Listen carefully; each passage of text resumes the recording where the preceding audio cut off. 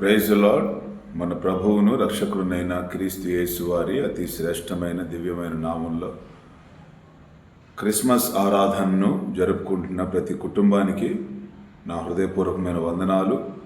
ప్రభు మిమ్మును మీ కుటుంబాలను ఆశీర్వదించి దీవించును గాక. ఆమేన్. అలాగే సేవ చేస్తున్న సేవకుల యొక్క కుటుంబాలను ప్రభు దీవించి ఆశీర్వదించును గాక. సంఘములను వారి సేవలను ప్రభు దీవించును గాక.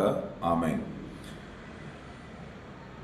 మరి ఒకసారి పరిశుద్ధాత్మ ప్రేయర్ మినిస్ట్రీస్ తరఫున మీ అందరికీ యావత్ క్రైస్తవ ప్రపంచానికి మా హృదయపూర్వకమైన శుభాభివందనాలు తెలియపరుస్తూ ఉన్నాం. ఈ క్రిస్మస్ ఆరాధనలు మీ జీవితాలలో మీ కుటుంబాల్లో అద్భుతమైన ఒక ఆశీర్వాదాన్ని తీసుకుని వచ్చును గాక. ఆమేన్. వాక్యంలో మనం ధ్యానించుకుందాం. పరిశుద్ధ గ్రంథంలో నుంచి యెషయా గ్రంథం 6వ అధ్యాయం 1వ వాక్యం నుంచి మనం చదువుదాం. మనకు తెలిసిన వాక్యం, ఎంతోమంది దైవజనులు చెప్పుంటారు, అయినా కూడా మరొకసారి మనం చదువుకుందాం. 6వ అధ్యాయం 1వ వాక్యం నుంచి నేను చదువుతున్నాను.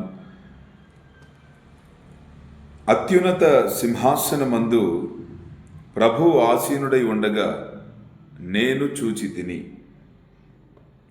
ఆయన చొక్కాయి అంచులు దేవాలయమును నిండుకొనెను.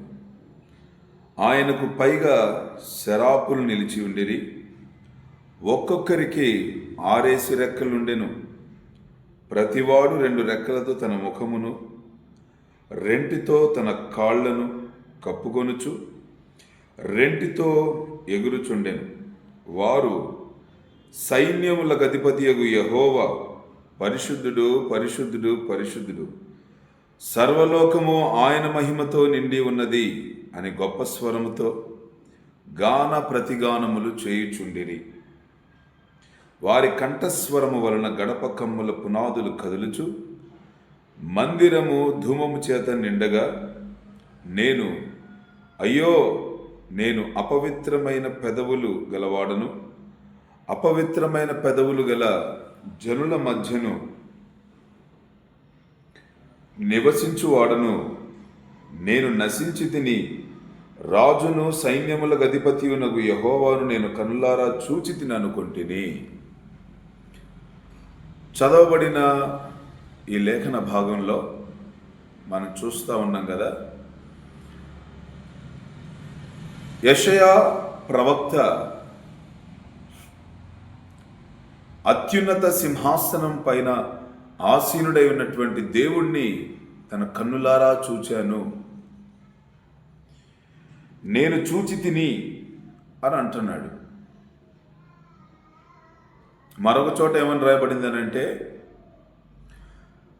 మోషే విషయంలో మనం చూస్తే, నన్ను చూసినవాడు, అబ్రహాం విషయంలో చూసిన, మోషే విషయంలో చూసిన, నన్ను చూచినవాడు ఎవడు బ్రతకడానికి ఆస్కారం లేదు, కాబట్టి నా వెన్నును చూపిస్తాను, నా వీపు భాగాన్ని చూడండి అని వారి ముఖాన్ని కప్పి వీపు భాగాన్ని చూపినట్టుగా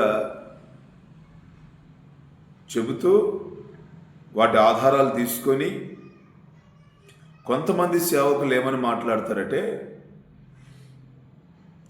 దేవుణ్ణి చూచినటువంటి ఏ నరుడు బ్రతకలేదు, ప్రభువును చూసినటువంటి వాడు ఎవడునూ బ్రతకలేదు, ఆయన కనిపించాడు అని అంటే వాడు చావటానికే అనే ఒక దృక్పథం మీద మాట్లాడుతూ ఉంటారు. అక్కడక్కడ ఆయా మంది సేవకులు, వాళ్ళు సేవకులే. కొందరికి ప్రార్థన ఉండొచ్చు, కొందరికి ప్రార్థన ఉండకపోవచ్చు, కానీ వారు సేవకులు, దేవునికి సేవకులు. Praise the Lord. ఏది ఏమైనా వారు నేర్చుకున్నటువంటి అనుభవాలలో ఆ విషయాలనే ఎత్తిపట్టి చూపి మాట్లాడే ఆ మృతతుల్యమైన అనుభవాల్లో చాలామంది సేవలు ఉన్నాయి, సేవకులు నడుస్తూ ఉన్నారు, అది వేరే విషయం. ఏది ఏమైనప్పటికీ వారు దేవుని సేవకులు. వాక్యం సెలవిస్తూ ఉంది. యెషయా ప్రవక్త అంటున్నాడు, నేను అత్యున్నత సింహాసనమందు ఆసీనుడై ఉన్న ఆ సైన్యములకు అధిపతి యెహోవాను నేను చూచాను. చూచిన వాడు అంటున్న మాట ఏంటో తెలుసా? ఒకవేళ ఆయన నాకు ఎందుకు కనబడ్డాడు అని ఒక తాపత్రయం, ఒక ఆవేశం, ఒక ఆయాసం యెషయా ప్రవక్తలో కలగడం మనం చూస్తున్నాం. యెషయా ప్రవక్త యొక్క ఆందోళన ఏందనంటే, ఇక నాకు దేవుడు కనిపించాడు, నేను నశించిపోతానేమో, ఆయన నన్ను నాశనం చేయడానికి దిగొచ్చాడేమో, అసలే నేను ఈ పాపిష్టి లోకంలో బ్రతుకుతున్నాను, అసలే ఈ చీకటి లోకంలో బ్రతుకుతున్నాను, అసలే ఈ పాపపు లోకంలో బ్రతుకుతున్నాను, ఇక నా పని అవజేయడానికి ఆయన వచ్చాడేమో, కనబడడానికి ఆయన వచ్చినట్టున్నాడు, ఇక నా పరిస్థితి అయిపోయింది, నేను నశించి తిని అయ్యో అనుకుంటున్నటువంటి పరిస్థితుల మధ్యన యెషయా ప్రవక్త ఉంటే దేవుడు అంటున్నాడు కదా, అప్పుడు ఆ శరాపులలోనొకడు, ఆ దేవదూత అంటున్నాడు, ఆ శరాపులలోనొకడు. ఆయన ఎలా కనిపించాడు? దేవదూతల మధ్య, కెరూబులు శరాపుల మధ్య ఆరాధింపబడుతున్నటువంటి దేవుడుగా, దూతలు ఆరాధిస్తున్నటువంటి దేవుడుగా నాకు కనిపించాడు. యేసు ప్రభు యొక్క పుట్టుక విషయంలో కూడా మనం దేవదూతల విషయంలో చూస్తాం, గమనిస్తాం. అక్కడ ఆ దేవదూతలు లోకమంతా, పరలోకమంతా కూడా సంబరాలు చేసుకుంటున్నటువంటి ఒక శుభ పర్వం. ఇక్కడ మాట్లాడుతున్నాడు కదా, శరాపులలోనొకడు తాను బలిపీఠం మీద నుండి కారుతో తీసిన నిప్పును చేత పట్టుకొని నా యొద్దకు ఎగిరి వచ్చి నా నోటికి దాన్ని తగిలించి, నా యొద్దకు ఎగిరి వచ్చి నా నోటికి దాన్ని తగిలించి, నోటికి తగిలించాడట. ఏ పెదవులైతే అపవిత్రమైపోయాయి అని యెషయా అనుకుంటున్నాడో ఆ పెదవులకి బలిపీఠం మీద ఉన్నటువంటి నిప్పును తీసుకొచ్చి తగిలించాడట. దేవునికి స్తోత్రం. అంటే ఇప్పుడు నిజంగానే ఆ బలిపీఠం మీద ఉన్న నిప్పుని తెచ్చుకొని మీ నోట్లోకి పెట్టుకొని కాల్చుకోమని కాదు చెప్పడం. ఒక ఆత్మ సంబంధమైన ఆ దర్శనము యెషయా ప్రవక్త చూస్తున్నాడు. ఆత్మ సంబంధమైన ఒక దర్శనాన్ని చూస్తున్నాడు. మన ఆత్మ సంబంధమైన జీవితాల్లో నోటి అపవిత్రమైన పెదవులు కలిగినటువంటి మనకు ఆయన కనిపించాడు. మనం ఎంత దుర్భాషలాడినా, ఎన్ని అపవిత్రమైన మాటలు మాట్లాడుకుంటున్నా, మన మాటలన్నీ ఎంత దౌర్జన్యంగా ఉన్నా, దుర్మార్గంగా ఉన్నా, బలాత్కారంగా ఉన్నా. కొంతమంది సంఘాలు ఎలా ఉంటున్నాయనంటే, సాటి సేవకుల మీద నిప్పులు వెళ్ళగక్కేటువంటి ఆ ఆలోచనల మీద ఉన్నటువంటి సంఘాలు, సేవలు కనపడుతున్నాయి. ఎందుకంటే భయం. మా విశ్వాసులను ఎత్తుకెళ్ళిపోతారేమో, మా విశ్వాసులను లాక్కెళ్ళిపోతారేమో, మాకొచ్చే కానుక వెళ్ళిపోతుందేమో, మాకొచ్చే పోషణ అయిపోతుందేమో, మమ్మల్ని పోషించేవాడు ఎవడుండడు, మమ్మల్ని నడిపించేవాడు ఎవడుండడు, మా ఘనత పోతుందేమో, మాకున్నటువంటి స్టేటస్ పోతుందేమో, మేము అవమానాల పాలైపోతామేమో, ఈ సేవకుడి వల్ల ఆ సేవకుడి వల్ల అని మనుష్యులలో ప్రాకులాడుతూ ఉంటారు. అపవిత్రమైన మాటలనంటే, పెదవులనంటే వారి వెనుక మాట్లాడతారు, ముందు మాట్లాడరు. ముందు బాగానే నటిస్తారు, కానీ వారి వెనుక మాట్లాడే ఆ మాటలు డ్యూయల్ టంగ్, ద్విమనస్సు, లేకపోతే రెండు నాలుకలు కలిగినటువంటి మనస్సు. ఈ రోజున రెండు నాలుకలకు మించున్నారు జనం. ఎవరి ముఖస్థుతి వారికి చేస్తున్నారు. ఎవరు అందంగా కనబడితే వారి వెంట ఉంటారు, ఎవరికి సంపాదన ఉంటే వారి వెంట ఉంటారు, ఎవరికి ఘనత ఉంటే వారి వెంట ఉంటారు అని వాక్యం సెలవిస్తూ ఉంది. బలిపీఠం మీద కారుతో తీసిన నిప్పును తీసుకొచ్చి దేవదూత నా పెదాలకి, నా నోటికి అందించాడు. స్తోత్రం కలుగునుగాక. ఎగిరి వచ్చి నా నోటికి దాన్ని తగిలించి, ఇది నీ పెదవులకు తగిలేను గనుక నీ పాపమునకు ప్రాయశ్చిత్తమాయను, నీ దోషము తొలగిపోయెను అనేను. దేవునికి స్తోత్రం. నీ దోషము తొలగిపోయేను అని. అప్పుడు నేను ఎవని పంపెదను, మా నిమిత్తం ఎవడు పోవునని ప్రభు సెలవీయగా వింటిని. ఈలోగా ప్రభు అంటున్నాడు, నేను ఎవరిని పంపిస్తాను? ఇంకా ఇంత అపవిత్రమైన పెదవుల మధ్యలో ఉన్నారు. సేవకులు ఇట్లా తయారయ్యారు, విశ్వాసులు ఇలా తయారయ్యారు, సేవ కూడా అపవిత్రంగానే నడుస్తూ ఉంది. ఇంత దౌర్జన్యమైన, దుర్మార్గమైన, దుర్భరమైన ఈ పరిస్థితుల మధ్యలో నా పక్షంగా వెళ్ళేవారు ఎవరు అని చూస్తూ ఉన్నప్పుడు ప్రభు స్వరం తనకు వినబడినప్పుడు, అప్పటికే పరిశుద్ధపరచబడ్డాడు కదండి యెషయా ప్రవక్త. వెంటనే దేవుని మాటను అందుకున్నటువంటి యెషయా ప్రవక్త వినగానే తన అంటున్న మాట ఏంటో తెలుసా? అంతట నేను చిత్తగించుము, నేనున్నాను, నన్ను పంపుమనగా. చిత్తగించుము, నేనున్నాను, నన్ను పంపండి అని వెంటనే ఒక పశ్చాత్తాపమైనటువంటి మనస్సుతో ప్రభు పాదాల చెంతకు చేరినటువంటి దైవజనుడిగా యెషయా ప్రవక్త కనబడతా ఉన్నాడు. ఆమేన్. ఆయన, నీవు పోయి జనులతో ఇట్లెనుము, మీరు నిత్యము వినుచుందురు గాని గ్రహింపకుందురు. ఏమి వినాలనో, ఏమి గ్రహించాలనో, ఏవి వినకూడదో తమకిష్టమైతే వింటారు, అది చెడైనా వింటారు. ఒకవేళ అవతల మనిషి చాలా మంచోడు, అతనితో మనకు సంబంధం లేకపోతే మన జీవితాలు బాగుపడవనే ఆలోచన మనకుంది. ఎవరో వచ్చారు, వాడు చెడ్డోడు అన్నారు, వాళ్ళకి ఇష్టమైంది అది చెడు అనటం. దేవుడు చూడలేదు చెడు, అది చెడ్డదైతే మంచిదన్నట్టుగా దేవుడు చూడలే. దేవుడు మంచిదైతే మంచి అంటాడు, చెడుని మంచిని దేవుడు ఎప్పుడు పిలవడు. ఈ మంచి వ్యక్తిని నాశనం చేయడానికి చాడీలు చెప్పేటువంటి వాళ్ళు వచ్చారు నీ దగ్గరికి, నువ్వు విన్నావు, వారితో ఏకీభవించావు. అందుకే అంటాడు, నువ్వు వ్యభిచారులు కనిపిస్తే వాళ్ళతో ఏకీభవిస్తావు, ద్రోహులు కనబడితే వారితో నీ మనసు ఏకీభవిస్తుంది. ప్రార్థన చేయడానికి నీ మనసు రాదు. దేవుని దగ్గర విచారణ చేసి ఒక వ్యక్తి గురించి అడగటం నీకు చేత కాదు. నువ్వు చేతకాని దానివి, చేతకాని దద్దమ్మవి. నీకు దొంగలు కనబడితే దొంగలతో ఏకీభవిస్తావు. నీ మనసు అలాంటిది. జారత్వం కలిగినటువంటి హృదయం కలిగిన వ్యక్తివి నీవు అని దేవుడు మాట్లాడుతున్నాడు. నీ గుండెకు తగిలిన గాయం బహు ఘోరమైనది. కొంతమంది ఎందుకు పాపం చేసావంటే, మా ఇంట్లో గొడవలు ఉన్నాయి, మా కుటుంబాలు బాలేవు, మా కుటుంబాలు అలా ఉన్నాయి, మా కుటుంబాలు ఇలా ఉన్నాయని మాట్లాడతారే కానీ దేవుడి దగ్గర సమాధాన పడాలి, దేవుని దగ్గర మాట్లాడాలి, మా క్యారెక్టర్ కాపాడుకోవాలి, మా ప్రవర్తన కాపాడుకోవాలి, మా జీవితాలు కాపాడుకోవాలనే మనస్సు వాళ్ళకు ఉండదు. పైగా ఎదుటి వారి మీద నిందలు మోపుతూ బ్రతికేసేటువంటి ఒక స్వభావం. ఇట్లాంటి ఒక స్వభావాన్ని అపవిత్రమైన పెదవులు అని సంబోధిస్తున్నాడు దైవజనుడు. కొందరికి వాస్తవంగా ఉండొచ్చు, మరికొందరికి ఇప్పుడు మంచి సజ్జనుడైతే తన మంచి ధననిధిలో నుంచి సద్విషయములను తీసుకొస్తాడు. తను శ్రమే అనుభవించిన, తనను నిందించిన, తనని అవమానించిన, తనని బాధ పెట్టిన, తనని ఏ రకమైనటువంటి హింస చేసిన సద్విషయము, తను మంచి మనిషి కనుక పాపం జోలికి పోడు. ఇది కాకపోతే ఇంకొకట్రా, ఇదే దొరికిందా మనకు జీవితంలో అని విడిచిపెట్టి వేరొక దాని కొరకు ప్రాకులాడేటువంటి స్వభావం సజ్జనుడికి ఉండదండి.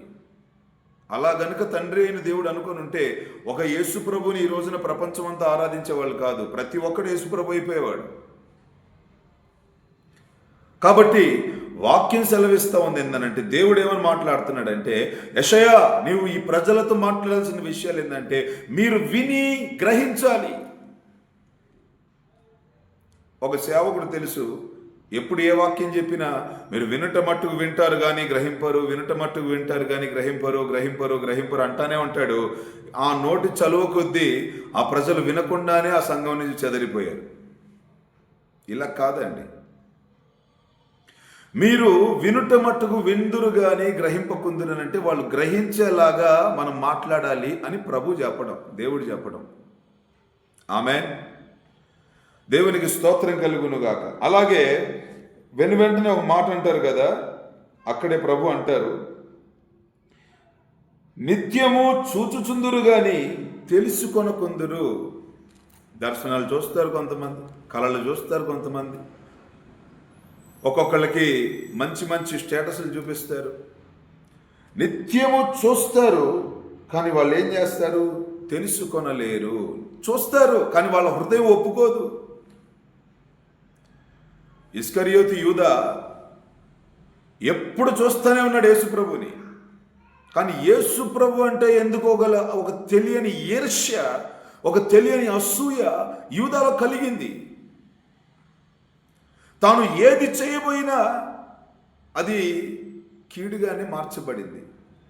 కొన్ని ఫలాలు, కొన్ని ఆత్మీయ జీవితాలు, కొన్ని శారీరక జీవితాలు దైవ జనాలకి, లేకపోతే దైవ సేవకులకి, దేవుని పిల్లలు అనబడుతున్న వాళ్ళకి మేలై ఉండొచ్చు, అది కీడై కూడా ఉండవచ్చు. మేలు వెనుక దాగిన కీడులాగా కొంతమంది ఉండవచ్చు. వాక్యం మీరు చూస్తున్నారు కానీ మీరు తెలుసుకోలేకపోతున్నారు. ఫలం, ఒక చెడు వ్యక్తి తన ఫలమును బట్టి మీరు తెలుసుకుంటారు ఈ వ్యక్తి చెడా మంచా అనేది. ఒక మంచి వ్యక్తి యొక్క ఫలం ఉంటుంది. దేవుడు అన్నాడు, నేను పంపిస్తే, నా పిల్లలు నీ ఇంటికి అడుగు పెడితే, నేను పంపించిన వారిని నీవు చేర్చుకుంటే నా తండ్రిని నీవు చేర్చుకున్న దానితో సమానం, వారి ఫలాన్ని నీవు అనుభవిస్తావు. Praise the lord. ఒక గిన్నెడు చన్నీళ్ళు ఇచ్చినండి, ఆ ఫలాన్ని మీరు పోగొట్టుకోరు అన్నాడు దేవుడు. ఆ ఆశీర్వాదాన్ని మీరు పోగొట్టుకోరు అన్నాడు ఆయన. నీతిగా బ్రతుకుతున్నటువంటి సేవకుల జీవితాలలో నిప్పులు పోసి బతుకుతున్నటువంటి ఎంతోమంది మాటలు విని చెడిపోయే వాళ్ళు ఎంతమంది లేరంటారు? ఆ సంఘాలు విడిచి వెళ్ళిపోయే విశ్వాసులు లేరా? సేవకులు లేరా? సహవాసాలు లేవా? మీలో దూరి క్రియేట్ చేస్తున్నవాడు ఎవడు? ఒక స్టేటస్కి తీసుకొస్తారు. ఒక బ్యాచ్లో ఉన్నప్పుడు, ఒక గ్రూప్గా ఉండి సేవ చేసినప్పుడు ఆరంభంలో ఏమి అనిపించదు. కొంచెం మంది పెరిగే కొద్దీ ఈ సూసైడల్గా కొన్ని ఆలోచనలు వస్తాయన్నమాట. సూసైడల్గానంటే, నేను సూసైడ్ అని ఎందుకు అంటున్నానంటే నాకు తెలుసు కాబట్టి, అకస్మాత్తుగా వచ్చే ఆలోచనలు అవన్నీ దేవుని తలంపుల్లో నుండి రావివి. పరిచర్యను చెడగొట్టడానికి సాతానుడు ఉపయోగించే కొన్ని తంత్రాలు.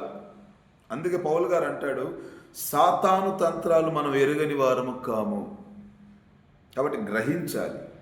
నీవు నిత్యము చూస్తున్నావు కానీ దాన్ని తెలుసుకోలేకపోతున్నావు. నీ కళ్ళ ముందు ఏం జరుగుతుంది? నిన్ను ఒక పరిశుద్ధుని సహవాసం నుంచి నిన్ను వేరు చేసే మాటలు నీ దగ్గర మాట్లాడుతున్నప్పుడు ఒక అన్యుడు మాట్లాడతాడు వచ్చి. సేవకుడితో, పాస్టర్ల మీద ఈ రోజున విగ్రహారాధికులే కావచ్చు, అన్యులు కావచ్చు, నిందలు ఎందుకు వేస్తున్నారు? సంఘాలు చెడగొట్టడానికి వేస్తున్నారు. ఆ మాట విశ్వాసి అనే వ్యక్తికి తెలిస్తే వెంటనే దాన్ని విస్మరించి, దాన్ని చూస్తూ కూడా, వింటూ కూడా ఇంకా గ్రహించగలిగే మనసు తనకుంటే తన సేవకుడితో ఏకీభవిస్తాడు.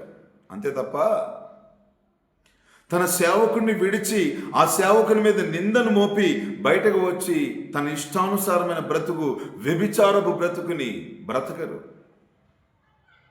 ఎక్కడ సినిమా థియేటర్లు కనబడితే అది మందిరం అనుకుని వెళుతున్నారు.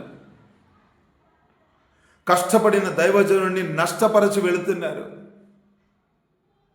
ఆత్మల భారం కలిగిన వ్యక్తిని కృంగదీస్తున్నారు.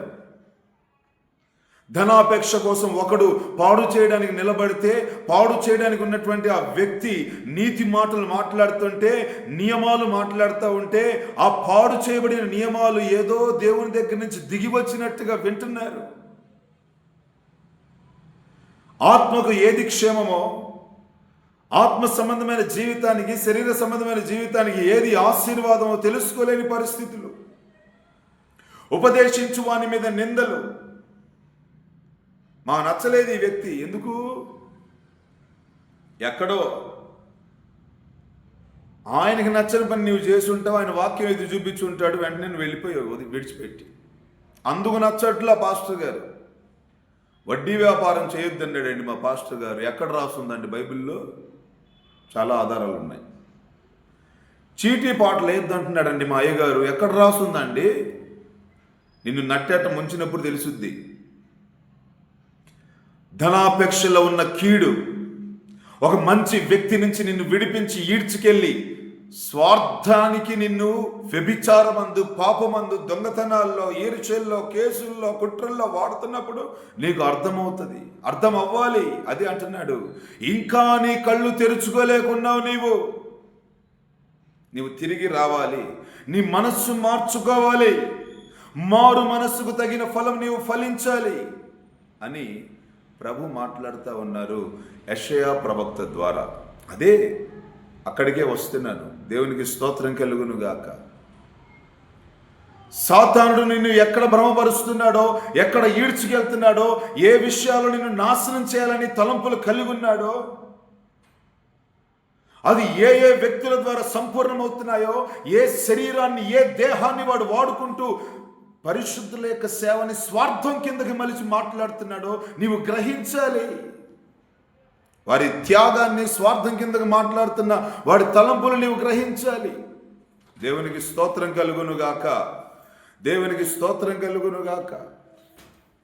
వాక్యం సెలవిస్తూ ఉంది కదా, నీవు పోయి ఈ జనులతో మాట్లాడవలసిన అవసరత ఎంతైనా ఉంది.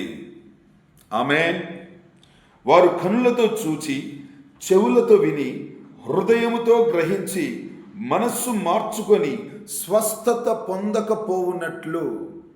స్వస్థత పొందాలి అని చాలామందికి ఉంటుంది, కానీ వాక్యం సెలవిస్తూ ఉంది, దేవుడు సెలవిస్తున్న మాట ఏంటంటే, మీరు స్వస్థత పొందాలి అని అంటే ముందు కన్నులతో చూడాలి.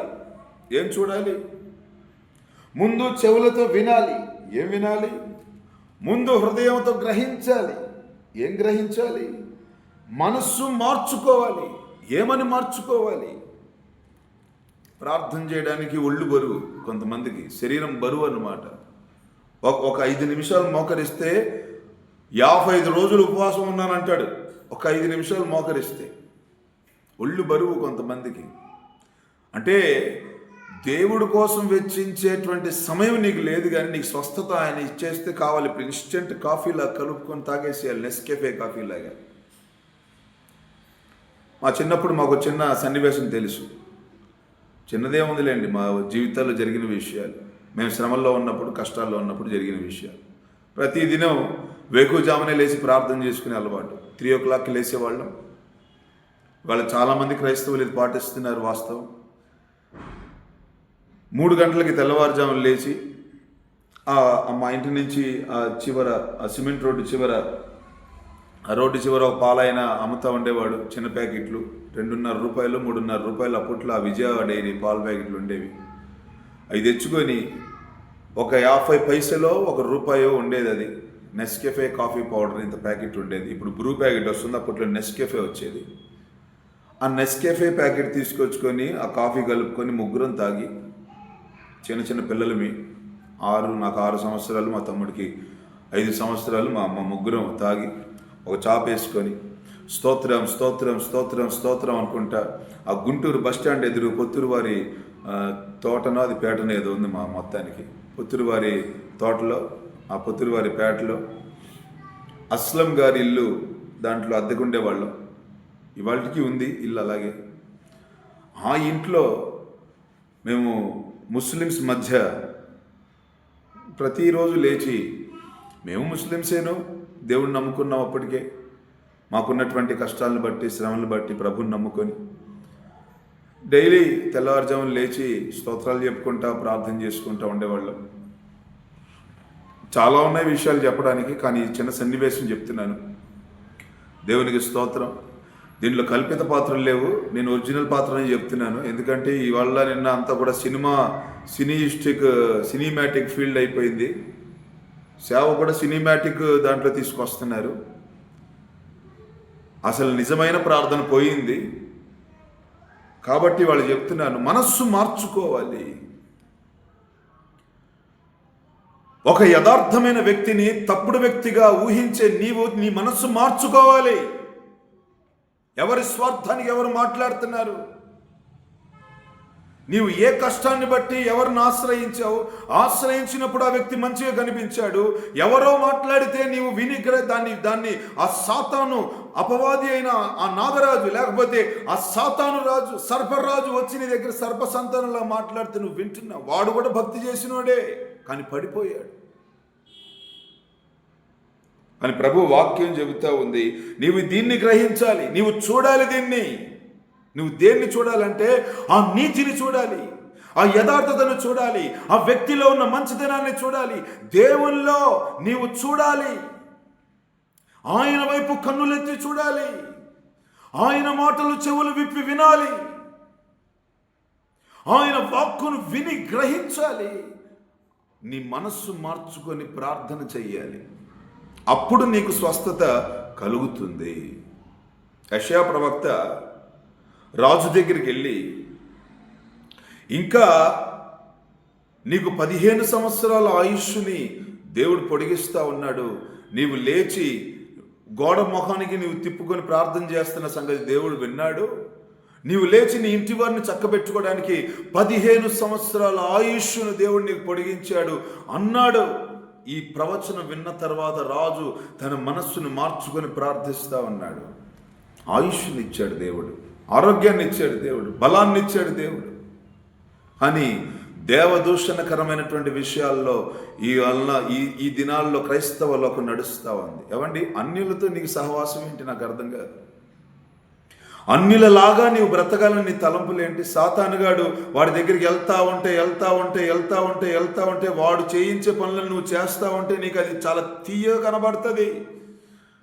నీ చేతికి ఏమీ ఉండదు. నిన్ను ఈడ్చి నీ యవన కాలాన్ని, నీ యవన అందాన్ని, నీ యవన బలాన్ని ఈడ్చి వాడుకొని ఆశలు చూపించి చివరాఖరికి నీ బ్రతుకుని, నీ జీవితాన్ని ఏమి ఎటు కాని ఒక పరిస్థితుల్లో అగమ్య గోచరాన్ని తీసుకెళ్ళి బజార్న పడేసి నిన్ను ఒక పేషెంట్ లాగా చేసి వాడు వెళ్ళిపోతాడు. నీ కాళ్ళు చేతులు పడిపోతే నిన్ను గమనించడానికి ఎవరు రారు, కనీసం నిన్ను ప్రేమించడానికి ఎవరు ఉండరు, కనీసం నీ ముఖం చూడడానికి ఎవరు రారు. దిక్కుమాలిన లోకంలో, పనికిమాలిన లోకంలో దేవుని మాటలు, దేవుని ఉపదేశాలు, దేవుని కార్యక్రమాలు, దేవుని విషయాలు గ్రహించలేని క్రైస్తవ్యం ఒకటి ఉందని వాక్యం కూడా చెబుతానే ఉంది. ఆ పేరు పెట్టుకున్నారని అంటున్నా. దేవుని బిడ్డలు అలా ఎందుకు చేస్తారు? దేవునికి స్తోత్రం కలుగును గాక. ప్రభువా అక్కడ మాట్లాడుతున్నాడు, స్వస్థత పొందకపోవునట్లు ఈ జనుల హృదయము క్రొవ్వు చేసి. అంటే స్వస్థత పొందాలంటే అట్లా ఉండాలి, కానీ స్వస్థత పొందకుండా చేస్తుంది ఏంటి? ఒకటి ఉంది, ఏంటంటే కొవ్వు. హృదయము నిండా కొవ్వు అనంటే ఇక పాపం అని అర్థం. 24 గంటలు ఆ వ్యక్తికి పాపమే కావాలి, ఆ వ్యభిచారమే కావాలి, దానికోసం నెపాలంతే. ఆ వ్యక్తిని విడిచిపెట్టి వెళ్ళిపోవడానికి ఒక నెపం కావాలి, దానికోసం నెపం అంతే. నమ్మకంగా నిలబడకుండా ఉండడానికి ఒక కారణం కావాలి, లాజిక్. దీన్నే లాజిక్ అంటారు. ఏదో కారణం చూపించి లాజిక్గా ఆ వ్యక్తిని విడిపించుకొని వెళ్ళిపోవడానికి ఒక కారణం కావాలి. కాబట్టి ఆ వ్యక్తి మీద అనుమానించి అతన్ని ఒక తప్పుడు వ్యక్తిగా చూపించి నిలదీసి అతన్నైనా ఆమెనైనా లాజికల్గా ప్రపంచానికి చెడు చూపించి వీళ్ళని వదిలేసి వెళ్ళిపోతున్నారు. ప్రభు అన్న కొవ్వు చేసింది, కరగజేసే కాలం వచ్చింది. ఆమేన్. చూడండి, కొరువు చేసి వారి చెవులు మందపరిచి వారి కన్నులు మూయించుమని చెప్పాను. ఎంతకాలం చేయాలి ఇది అనంటే ఒక కాలం ఉంది, నిర్ణయ కాలం. ఎన్నాళ్ళ వరకని ప్రభువా, ఎన్నాళ్ళ వరకని నేను అడుగగా ఆయన నివాసులు లేక పట్టణములు చేసుకోండి. మీ నివాసాలు పాడవటానికి, మీ కుటుంబాలు పాడవటానికి, మీ కాపురాలు పాడవటానికి ఎవరో మీద నెపాల్ లాజిక్లు మోపుతున్నారు కదా, మీరే కారణమని వాక్యం చెబుతుంది. మీ ప్రవర్తనే కారణమని వాక్యం చెబుతుంది. నీ ఆలోచన వ్యవస్థే కారణమని వాక్యం చెబుతుంది. ఇంకా ఆయన మీద, ఆయన పిల్లల మీద నెపం మోపుతా నువ్వు తిరుగుతున్నావు కదా. ఒక వ్యక్తిని ప్రేమించిన ఒక వ్యక్తి తన వెంట పడితే తీసుకెళ్లి సమాజాన్ని చెడు చూపించింది. ఎందుకు వెంటబడుతున్నాడో చెప్పట్లే. ఎందుకనంటే ఆ వ్యక్తికి ఒక అనుమానం వచ్చింది ఈమె ప్రవర్తన బట్టి. అమ్మో, ఈ మనిషి చూస్తే ఇట్లా ప్రవర్తిస్తుంది, ఇంకొకళ్ళు ఎవరైనా ఉన్నారేమో మూడో వ్యక్తి అని ఆ వ్యక్తి వెనకాల ఈ వ్యక్తి వెళ్తా ఉంటే ఈ వ్యక్తి తీసుకెళ్ళి రెండో వ్యక్తిని ప్రపంచానికి చెడు చూపిస్తుంది. ఎందుకు? వీళ్ళు గొడవాడుకుంటారు, నేను మూడో వ్యక్తితో అనుభవించవచ్చు. ఎంతకాలం? నీ నివాసం నీవు పాడు చేసుకున్నంతకాలం నీ బ్రతుకు నీవు నాశనం చేసుకునేంత కాలం. ఇక్కడ వాక్యంలో చెప్తున్నాడు కదా, పట్టణములు నివాసులు లేక పట్టణములను, మనుష్యులు లేక ఇండ్లను, పాడగు వరకును, దేశం బొత్తిగా బీడగు వరకును యెహోవా మనుష్యులను దూరముగా తీసుకుని పోయినందున దేశములో నిర్జనమైన స్థలములు విస్తారముగు వరకును అలాగున జరుగును. మరి దానిలో 10వ భాగం మాత్రం విడవబడినను అదియును నాశనమగును. ఏది కూడా విడిచిపెట్టకుండా నాశనం చేసేస్తాను అంటున్నాడు. మనుషులే లేకుండా చేస్తాను అంటున్నాడు. 10వ భాగాన్ని కూడా విడిచిపెట్టడంట. ఏమండి, అప్పుడు సింధూర మస్తకి వృక్షములు నరకబడిన తరువాత, సింధూర మస్తకి వృక్షములు నరకబడిన తరువాత అది మిగిలి ఉండు మొద్దు వలె నుండును. నరికేసిన అలా మొద్దులు ఉంటాయి కదా, అదిగో అట్టి మొద్దు నుండి పరిశుద్ధమైన చిగురు పుట్టును. ఆయన పేరు నజరేయుడైన యేసు. దేవునికి స్తోత్రం కలుగును గాక. ఇప్పటి వరకు మీకు చెప్పింది ఒక చిన్న ఇంట్రడక్షన్ మాత్రమే. యేసు ప్రభు చిగురుగా రావడానికి గల కారణం ఏంటో ఒక చిన్న ఇంట్రడక్షన్ మాత్రమే మీకు చెప్పాను నేను. అట్లాంటివి ఎన్నో ఉన్నాయి విషయాలు. ఆమేన్. దేవునికి స్తోత్రం కలుగును గాక. యెషయా గ్రంథంలో, ఇదే యెషయా గ్రంథంలో 11వ అధ్యాయంలో మనం చదివినప్పుడు అక్కడ రాస్తారు చూడండి, మొదటి వాక్యంలో, యెషై మొద్దు నుండి చిగురు పుట్టును, వాని వేరుల నుండి అంకురము ఎదిగి ఫలించును. లూకాసు వార్తలో మనం ఈ మాటను చదువుతాం. లూకాసు వర్తమానం 2వ అధ్యాయం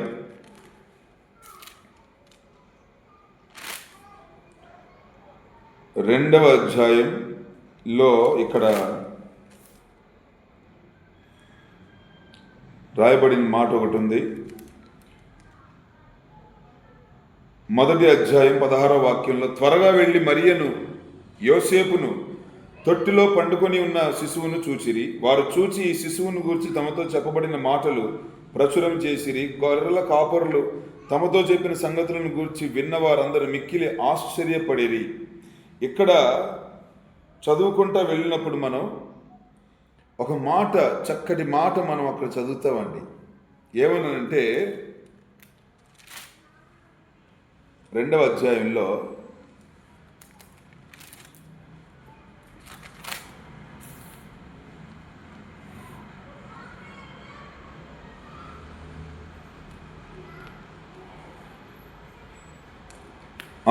క్షమించాలి, మొదటి అధ్యాయం 33వ వాక్యం నుంచి, లేకపోతే 31వ వచనం నుంచి, ఇదిగో నీవు గర్భము ధరించి కుమారుని కని ఆయనకు యేసు అని పేరు పెట్టుదువు. ఆయన గొప్పవాడై సర్వోన్నతుని కుమారుడు అనబడును. ప్రభు అయిన దేవుడు ఆయన తండ్రి అయిన దావీదు సింహాసనమును ఆయనకిచ్చును. ఆయన యాకోబు వంశస్థులను యుగ యుగములు ఏలును. ఆయన రాజ్యము అంతము లేనిదై ఉండునని ఆమెతో చెప్పెను. అందుకు మరియా, నేను పురుషుని ఎరుగని దాననే, ఇదేలాగు జరుగునని దూతతో అనగా, దూత, పరిశుద్ధాత్మ నీ మీదకి వచ్చును, సర్వోన్నతుని శక్తి నిన్ను కమ్ముకొనును గనుక పుట్టబోవు శిశువు పరిశుద్ధుడై దేవుని కుమారుడనబడును. పుట్టబోవు శిశువు పరిశుద్ధుడై దేవుని కుమారుడనబడును. ఆయన చిగురు పరిశుద్ధమైన చిగురని దేవుడే సెలవిస్తున్నాడు. Praise the Lord. అది దాని విషయమై ఆలోచించటం లేదు. మనిషిని రూపించిన నా హస్తాలు మరలా కడపటి ఆదామును నేను రూపించగలనన్న విషయాన్ని గ్రహింపలేకున్నాయి వీరి మట్టి బుర్రలని. దేవునికి ఒక తన రూపంలో మనిషిని చేయడానికి కెపాసిటీ ఉన్నటువంటి దేవుడు తన వంటి ఇంకొక వ్యక్తిని, లేకపోతే తన దగ్గర ఉన్న కుమారుణ్ణి ఆ మనిషి యొక్క ఆకారంలో ఈ లోకంలో పంపడానికి శక్తి లేదని అనుకుంటున్నారా? కాదు కదా. ఈ లోకంలో పంపడానికి సర్వాధికారి, సర్వశక్తిమంతుడు ఒక ఆలోచన కలిగి ఉన్నాడు. నేనే ఈ లోకంలోనికి వెళ్ళాలి, శరీరధారిగా వెళ్ళి ఈ మనుషుల యొక్క పాప వ్యవహారాలన్నీ పరిహరించి సాతానుకు అపజయం కలిగించి నా రాజ్యమునకు విరోధంగా లేచిన ఏ రాజ్యాన్నైనా అది సాతాను రాజ్యంగా ఉన్న వాటన్నిటిని తొలగించి నా మహిమను సర్వలోకమంతా కొనియాడేటట్టుగా చేయాలి. ఇది నేను రూపించుకున్న నా రాజ్యం, ఇది నేను రూపించుకున్నటువంటి నా లోకం. ఈ లోకాన్ని వాడి మధ్యలో దూరి విభజిస్తున్నాడు అపవాది అయిన వాడు. వారికి ఒక ముగింపును కలగ చేయాలి. ఎప్పుడు పాపపు తలంపులను ఉంచి శోధిస్తూ నా నుండి నా బిడ్డల్ని వేరు చేస్తున్నాడు. దాని నిమిత్తమై నేను రక్తం చిందించి ఈ వ్యక్తుల కొరకు నేను ఒక ప్రాయశ్చిత్తం చేయాలని ఆయన అనాది సంకల్పము కలిగి ఉన్నాడు. అందుకే ఆ దర్శనంలో శరాపులలో ఒకడు, కెరూబులలో ఒకడు ఆ నిప్పును తీసుకొచ్చి, బలిపెట్టి మీద నిప్పును తీసుకొచ్చి ఆ యెషయా ప్రవక్త నోటికి ఎగిరి వచ్చి తగిలిస్తున్నాడు. దేవునికి స్తోత్రం కలుగును గాక. ఎంతో మంది క్రైస్తవ కుటుంబాలలో బలిపీఠాలు పడిపోయి ఉన్నాయి. మీ బలిపీఠాలు కట్టాలని ప్రభు కోరుతున్నాడు. మీ ఆత్మ సంబంధమైన బలిపీఠాలు కడితే ఆత్మ సంబంధమైన విషయాలు మీకు తెలియపరచాలని ప్రభు వేడుతున్నాడు, కోరుతున్నాడు, ఎంతో పరితపిస్తున్నాడు ఆయన. కానీ ఆయనని ఇంకా దుఃఖపెడుతున్నటువంటి మనుషులు, కుటుంబాలు ఎన్నో కుటుంబాలు ఉన్నాయండి. ఇంకా ఉన్నాయి. దేవునికి స్తోత్రం. ఇక్కడ మనం ఈ లూకా సువార్తలో చదువుకుంటా ఉన్నప్పుడు అక్కడ చదువుకుంటూ వెళితే అక్కడ రాయబడినటువంటి ఒక మాట ఏంటో తెలుసండి. 68 మొదటి అధ్యాయం 67వ వచనాన్ని చదువుతాను. మరియు అతని తండ్రి జకరియా పరిశుద్ధాత్మ పూర్ణుడై ఇట్లు ప్రవచించెను. ప్రభు అయిన ఇశ్రాయేలు దేవుడు స్తుతింపబడును గాక. ఆయన తన ప్రజలకు దర్శనమిచ్చి వారికి విమోచన కలుగజేసెను. తన సేవకుడైన దావీదు వంశమునందు మన కొరకు రక్షణ శృంగమును, అనగా మన శత్రువుల నుండి మనలను ద్వేషించు వారందరి చేతి నుండి తప్పించి రక్షణ కలుగజేసెను. దీనిని గూర్చి ఆయన ఆది నుండి తన పరిశుద్ధ ప్రవక్తల నోట పలికించెను. ఆయన మన పితరులను కరుణించుటకును, తన పరిశుద్ధ నిబంధనను, అనగా మన తండ్రి అయిన అబ్రహాముతో తాను చేసిన ప్రమాణమును జ్ఞాపకము చేసుకొనుటకును, మనము శత్రువుల చేతి నుండి విడిపింపబడి మన జీవిత కాలమంతయు నిర్భయులమై ఆయన సన్నిధిని పరిశుద్ధముగాను నీతిగాను ఆయనను సేవించుటకును అనుగ్రహించుటకును ఈ రక్షణ కలుగజేసెను. మరియు ఓ శిశువ, నీవు సర్వోన్నతుని ప్రవక్తవనబడుదువు.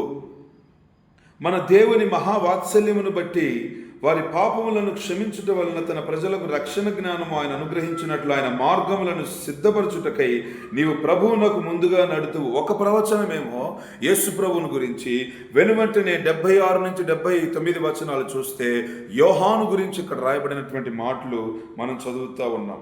అయితే 80 వచనంలో ఏమని రాస్తుందో చాలా చక్కగా ఉంది. 2వ అధ్యాయానికి ముందు ఒక వచనానికి ముందు 80 వచనంలో ఇందాక మనం చదువుకున్నట్లుగా 11వ అధ్యాయం యెషయా గ్రంథం 1వ వాక్యం.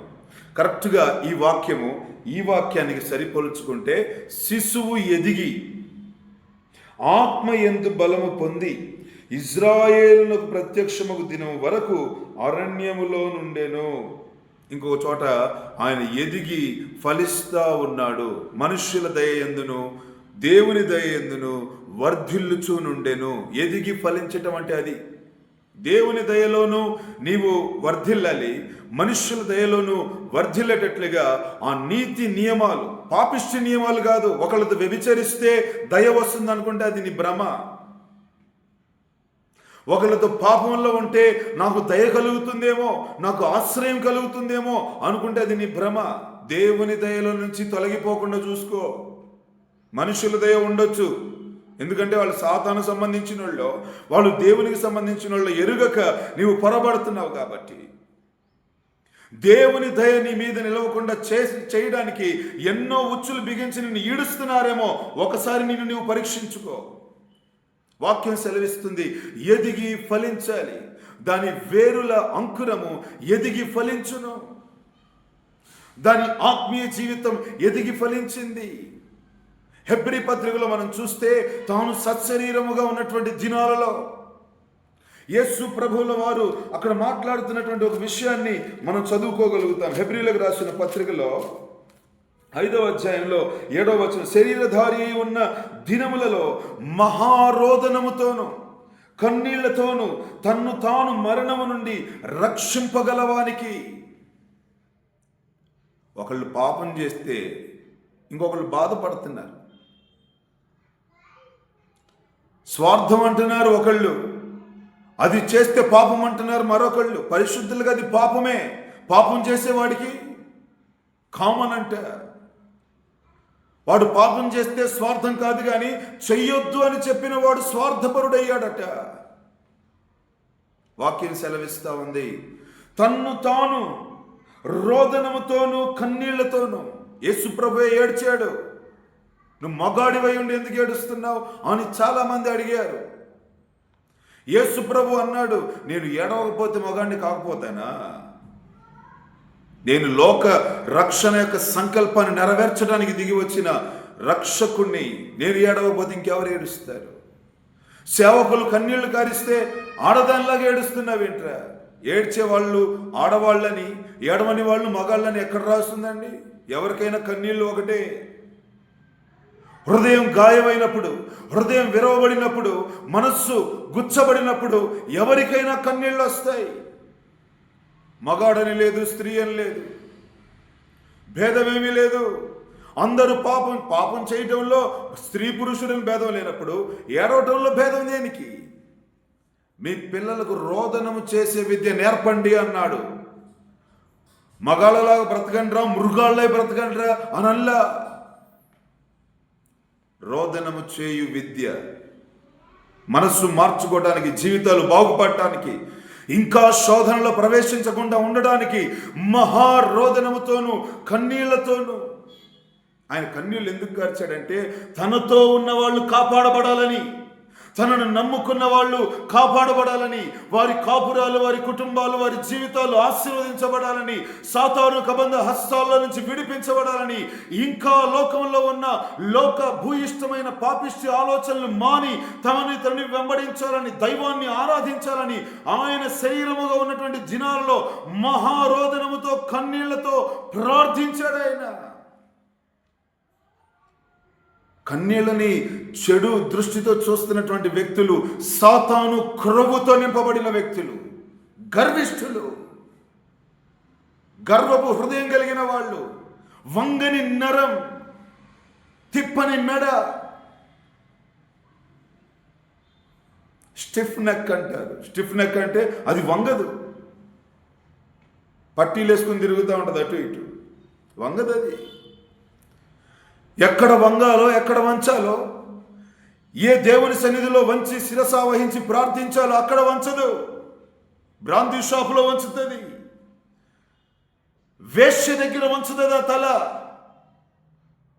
వ్యభిచారమందు వంగిద్ది ఆ తల. ఆ ఆలోచన, పాపంలో ఆ ఆలోచన మగ్గుతూ ఉంటుంది. ఒక వ్యక్తిని పాపంలో పడకుండానే కాపాడగలిగిన సమర్థుడు ఒకే ఒక్కడు, ఆయన పేరు నజరేయుడైన యేసు. వాక్యం సెలవిస్తూ ఉంది, శరీరధారి అయి ఉన్న దినములలో మహారోదనముతోనూ కన్నీళ్లతోనూ తన్ను మరణము నుండి రక్షింపగలవానికి ప్రార్థనలను యాచనలను సమర్పించి. ఇంకా బ్రతికున్నప్పుడే నీవు కూడా దేవునికి ప్రార్థన చేయి, యాచనలు చేయి. యాచన అంటే అడుక్కొని తినమని కాదు, దేవుణ్ణి అడుగు, ఆయన దగ్గర సమయాన్ని గడుపు, ఒక నియమాన్ని పెట్టుకుని గడుపు. డబ్బు సంపాదించడం లోకం కాదు. నీ లోకం డబ్బు సంపాదించడం అయితే ఏ పాప పనులు చేసైనా సంపాదించవచ్చు, ఆ తర్వాత ఆరోగ్యం కూడా పోగొట్టుకోవచ్చు. కిడ్నీలు పాడైతే ఎవరు తెచ్చివ్వండి నీకు, నీ గుండె పాడైతే ఎవరు తెచ్చివ్వండి నీకు, నీ లివర్లు పాడైతే ఎవరు తెచ్చివ్వండి నీకు, నీ కళ్ళు పాడైతే దాన ధర్మం చేసే నాదుడు ఎవడో ఉన్నాడు, నీతులు చెప్పేవాడు ఎవడు పనికిరాడు. దానికి మునిపే, నీ దేహం కృషించి నశించక మునిపే మారు మనస్సు పొంది ఆయన సన్నిధిలో ప్రార్థన చేయగలిగితే మరణము నుండి నిన్ను తప్పించగలిగిన సర్వశక్తిమంతుడని యేసే సాక్ష్యమిస్తున్నాడు ఆయన గురించి. దేవునికి స్తోత్రం కలుగునుగాక. యాచనలను, ప్రార్థనలను, యాచనలను భయభక్తులు కలిగి ఉన్నందున ఆయన అంగీకరింపబడెను. క్రైస్తవ లోకంలో భక్తి ఎంతో మంది చేస్తున్నారు, కానీ అట్టి ఆత్మీయ జీవితాలను, అట్టి వ్యక్తులను దేవుడు అంగీకరించడానికి ఆస్కారం ఉందా? ఆయన అంగీకరిస్తాడా? కయ్యూను అర్పణ, హేబేలు అర్పణ మనం చూసినప్పుడు ఒకని అర్పణను తృణీకరించాడు, మరొకని అర్పణను దేవుడు అంగీకరించాడు. కారణం ఏంటంటే హేబేలు కొంచెము కూడా నా దేవునికి నేను లోటు చేయకూడదనే ఒక మనస్సు కలిగి ఉండి సంపూర్ణమైన మనసుతో ప్రభు దగ్గర ప్రార్థన చేయగలిగాడు కాబట్టి హేబేలు యొక్క అర్పణ అంగీకరించబడింది. కానీ అంగీకరించిన వ్యక్తి యొక్క మరణాన్ని ఈ లోకం చూసింది. పాపం చేసేవాడు బాగానే ఉన్నాడు, నరహత్య చేసేవాడు బాగానే ఉన్నాడు, వ్యభిచరించిన వాడు బాగానే ఉన్నాడు, దొంగతనం చేసిన వాడు బాగానే ఉన్నాడు, నీతిగా నియమంగా బ్రతకాలనుకునేవాడి జోలి మీద వీడు వచ్చి బలాత్కారం చేసి బ్రతుకుతున్నాడు. ఇక పైగా ఆ నీతిమంతుణ్ణి చెడ్డోడైనట్టుగా, దుర్మార్గుడైనట్టుగా చూపిస్తున్నాడు. ఇది ఎంత దౌర్భాగ్యకరమైన పరిస్థితి కదా.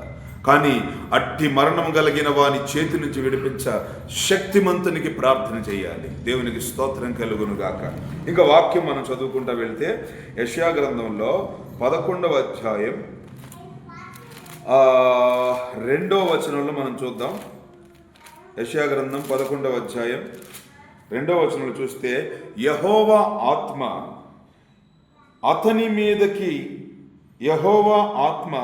అతని మీద నిలుచును. ఎవరి మీద నిలుస్తుంది? యెహోవా ఆత్మ. అక్కడ మధ్యలో కొన్ని విషయాలు ఉన్నాయి, అవి కూడా చెప్తా ఎందుకు రాశారో.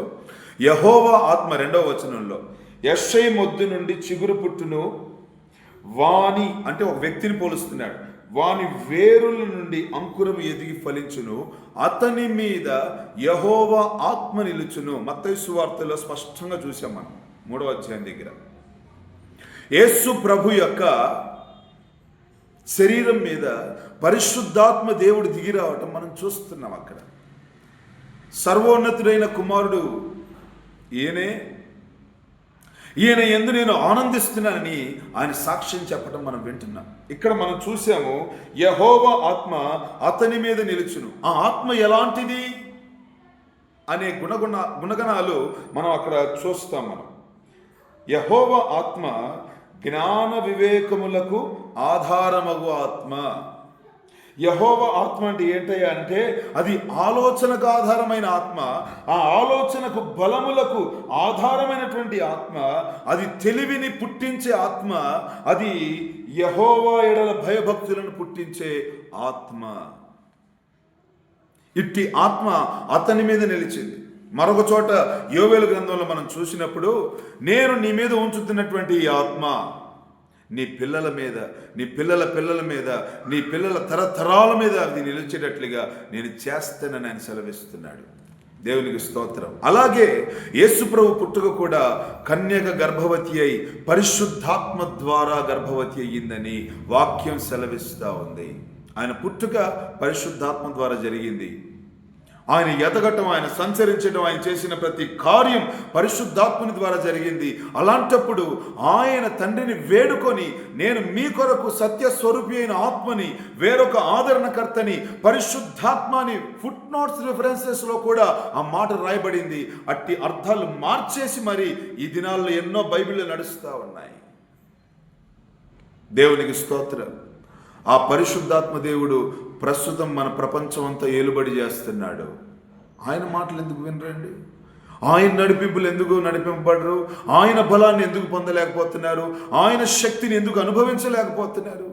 కారణం ఏంటంటే ఎండిపోయిన మొద్దు లాంటి ఒక స్వభావం మీలో ఉన్నందున ఆ మెదడులో క్రొవ్వు, సాతాను చేత నింపబడినటువంటి క్రొవ్వు మరొక ఆలోచించనివ్వకుండా నీ హృదయాన్ని బంధించాడు గనక, ఇంకా నీకు కన్నీళ్లు, రోదనము, మారు మనస్సు రాలేదు గనక నీలో సాతానునే దేవుడుగా, యేసు క్రీస్తుగా, క్రిస్మస్గా సాతాను ఆరాధిస్తున్నావు. ఇంకా నీ క్రిస్మస్ ఏంటంటే సాతాను ఆరాధన, యేసు క్రీస్తు ఆరాధన కాదది. నీ క్రిస్మస్ ఏంటంటే దైవజనులకు వ్యతిరేకంగా నిలిచే ఆరాధన. నీ క్రిస్మస్ ఏంటంటే ఎదుటి వారి మీద రాజకీయం చేసి బ్రతికే ఆరాధన. దేవుడు కోరుకున్న క్రిస్మస్ అది కాదు. నా వైపు తిరగాలని ఆయన కోరుకుంటున్నాడు, ఆయన చెబుతున్నాడు. అందుకే అంటున్నాడు, మీరు వినుట మట్టుకు విందురు కానీ గ్రహింపకుందురు.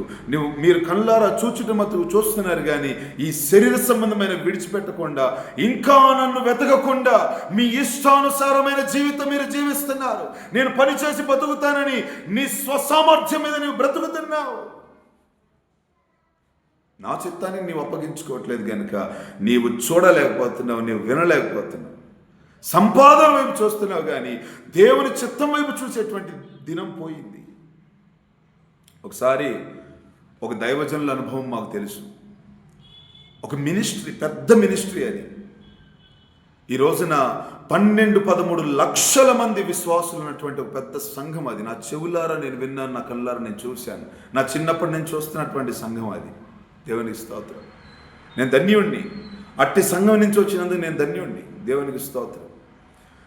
రూపాయి సేవ చేసి సిస్టర్లు వెళ్ళి అవమానాలు, తిట్లో, నిందలో భరిస్తా బిఎస్సి, బిఈడీలు, ఎంఏ, ఎంఈడీలు, ఎంఫిల్లు, ఎంకామ్లు, బీకామ్లు, పిహెచ్డీలు, ఏమండి ఎంఫార్మసీలు, బీఫార్మసీలు చదివిన వాళ్ళు, ఎంఫామ్లు, బీఫామ్లు, ఎంఫిల్ చేసిన వాళ్ళు, కలెక్టర్ చదివిన వాళ్ళు, సూపరింటెండెంట్ ఆఫ్ పోలీసు ఎడ్యుకేషన్ చదివి హోదాలు పొంది సెలెక్ట్ అయిన వాళ్ళు దేవుని దర్శనాన్ని బట్టి చదువును మానుకొని, సంపాదనను మానుకొని వచ్చి దేవుని సంఘంలో సేవ చేస్తారు. ఎట్లాంటి సేవ చేశారు తెలుసండి? వాళ్ళు పూట గడవని నూకలన్నం తిని సేవ చేశారండి.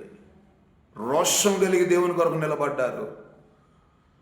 పేడ నీళ్లు ఒక తొట్టిలో కలిపి తెల్లటి బట్టలు వేసుకుని ఆ వీధులు నడుచుకుంటూ వస్తూ ఉంటే ఓర్వలేక ఓ మనిషి ఆ నీళ్లు వాళ్ళ మొహానంటే పడేస్తే బట్టలన్నీ ఆ నీళ్లతో తడిచిపోయాయి. హోసన్నా మినిస్ట్రీ సేవ గురించి నేను ఖచ్చితంగా చెప్పగలను ఈ మాట ఈ రోజున. ఎంతోమంది వారి సేవ నిలిచి ఉంది కనుకనే, వారి త్యాగం నిలిచి ఉంది కనుకనే, వారు పెళ్లిళ్ళు చేసుకోకుండా వారి జీవితాలు సమర్పించారు కనుకనే ఈ రోజున ఆ మినిస్ట్రీ అంతగా అభివృద్ధి చెందింది. ఊరికే ఏది రాలేదు ఎవరికి. వారు కష్టపడ్డారు, వారు శ్రమలు అనుభవించారు, వారు నిందలు అనుభవించారు, దేవుని కొరకు సాక్షులుగా నిలబడ్డారు. ఈ రోజున సహకరించే వాళ్ళు లేకపోగా క్రైస్తవుల మీద క్రైస్తవులే పేడ నీళ్లు చల్లుకుంటున్నారు. కనబడకుండా చల్లుకుంటున్నారు. వాళ్ళైనా కనిపించి కొట్టారు, వీళ్ళు ఇంకా కనబడకుండా చల్లుకుంటున్నారు. ఇంకెక్కడండి? దేవుడు ఎప్పుడో చెప్పాడు, మీరు మీ తండ్రి అయిన అపవాదికి పిల్లలు కాబట్టి ఇలాంటి పనులు చేసుకుంటున్నారు. ఒకవేళ మీరు నాకు పిల్లలు అయితే ఇట్లాంటి పనులు చేయరు. అపవాది తన రాజ్యాన్ని పడగొట్టుకుంటే వాడు రాజ్యం ఎలా నిలుస్తుంది? కాబట్టి మీ రాజ్యాన్ని మీరే పడగొట్టుకుంటున్నారని అన్నారు. ప్రభువే అన్నారు. వాళ్ళు నీతిమంతులు కనుకనే ఒకరు బురద పోసినా, ఒకళ్ళు పేడ నీళ్లు చల్లినా, ఒకళ్ళు కుడితి నీళ్లు చల్లినా వాటిని సంతోషంగా ప్రభువుకు స్తోత్రం చెప్పి ఆ కనకనలాడినటువంటి నిప్పుల మధ్యలో వాళ్ళు నడిచారు కనుకనే ఈ రోజున వారి సేవ నిజంగానే పరలోకపు బలిపీఠాలుగా ఉన్నాయి. నేను సాక్ష్యం ఇవ్వగలను. వాళ్ళు చదివిన ఉన్నతమైన చదువులు, వారు నేర్చిన ఉపదేశానికి పొంతం లేదు. ఉపదేశానికి చదువుకు సంబంధం లేదు. నేను ఎంత చదివాను కాబట్టి సేవ చేస్తున్నాను కాదు. నేను లెక్చరర్ని కనుకనే నేను సేవ చేస్తున్నాను, నేను దీనికి అర్హుడిని కాదు. మీరు గ్రహించాలి, మీరు తెలుసుకోవాల్సిన విషయాలు చాలా ఉన్నాయి. ఉపదేశపు సత్యం అది చెప్పట్లేదు. ఒక ఉపదేశాన్ని దేవుడు పెట్టాడు, ఆ ఉపదేశాన్ని వినగలిగితే మీలో ఫలము కలుగుతుంది. దేవుడు అంటే నా వలననే మీకు ఫలము కలుగును, నా వలననే మీకు ఫలము కలుగును. దేవునికి స్తోత్రం. అందుకని అంటున్నాడు, అక్కడ రాయబడిన మాట యెహోవా ఆత్మ అంటే ఏంటో మనం చూసాం. అక్కడ ఆ కిందకు వెళ్ళి చదివినప్పుడు 10వ వాక్యంలో, ఆ దినమున ప్రజలకు ధ్వజముగా నిలుచుండు. ఏంటంట? ప్రజలకు ధ్వజం. ఎవరు? నజరేయుడైన యేసు. ప్రజలకు ధ్వజముగా నిలుచుండు. యెషై వేరు చిగురునొద్ద జనములు విచారణ చేయును. ఆయన విశ్రమ స్థలము ప్రభావము గలదగును. విశ్రమ స్థలం అంటే చెయ్యిట్లా పెట్టుకొని కాళ్ళట్లా చాపుకొని పండుకునేది కాదు. ఆయన పుట్టిన స్థలము అని. ఆయన విశ్రమ స్థలం. ఆయన ఎప్పుడు విశ్రమించాడు? ఆయన పుట్టినప్పుడు విశ్రమించాడు. ఆయన విశ్రమిస్తే మనం ఉంటామా? దేవునికి స్తోత్రం. కాలాల్లో కొన్ని కాలాలు అలా మోగబోయిన కాలాలు కొన్ని ఉన్నాయి, అవే ఎండిపోయినవి.